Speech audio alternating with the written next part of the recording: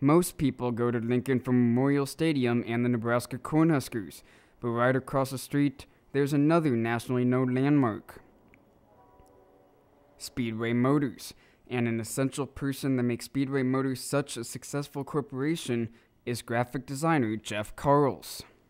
The biggest majority of my job is coming up with design or product that fits our market. I kind of came from a unique background for this market, having been around street rods and cars most of my life. The business that I ran on for myself was targeted at that audience as well. So the experience that I had doing that type of artwork fit in very well with what Speedway was looking for in this position. They actually I hired on as a graphic designer, and I still do my own graphic design work for the products I make. But those products are all new here to the company, so a lot of the things that they had before weren't exactly targeted correctly. They were just the same stuff everybody else had. Then the Metro grad talks about what gave him an edge over his colleagues. You can give someone the tools, but you can't teach creativity. So there were a lot of kids that I went to school with that even after, you know, a year of classes, they just still weren't turning out anything that was, I mean, the technical ability was there. You can learn how to use the software very well and fake it for a while, but everything gets to looking the same.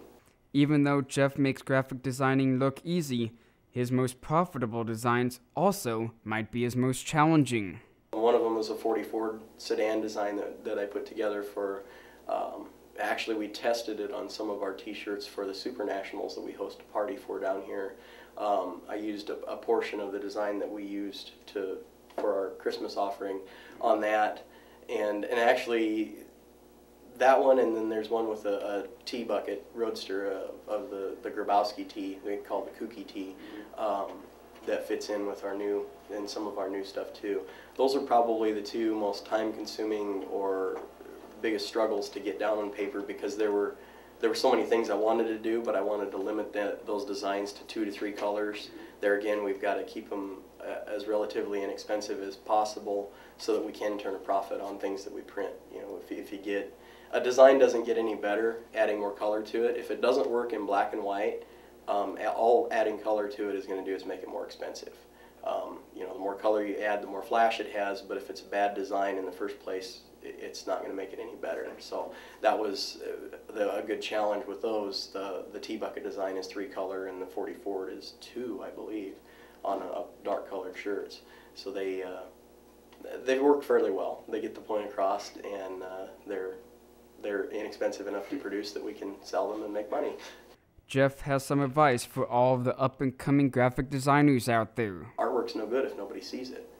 If nobody can appreciate it, you know, yes, it's still artwork. I mean, if the tree falls in the forest and nobody hears it, yeah, it still makes a sound. But I had a struggle with that when I first started out. It was one of those things where you did the things you did to make a living, and then you did the stuff you liked to do as your art, your craft. I've had more fun since I stopped trying to separate the two and just made my craft what I did for a living. So I guess that's the advice that I have, is if you do what you like to do, you won't work. And with employees like Jeff Karls, Speedway Motors looks to be very successful for the next 58 years and beyond.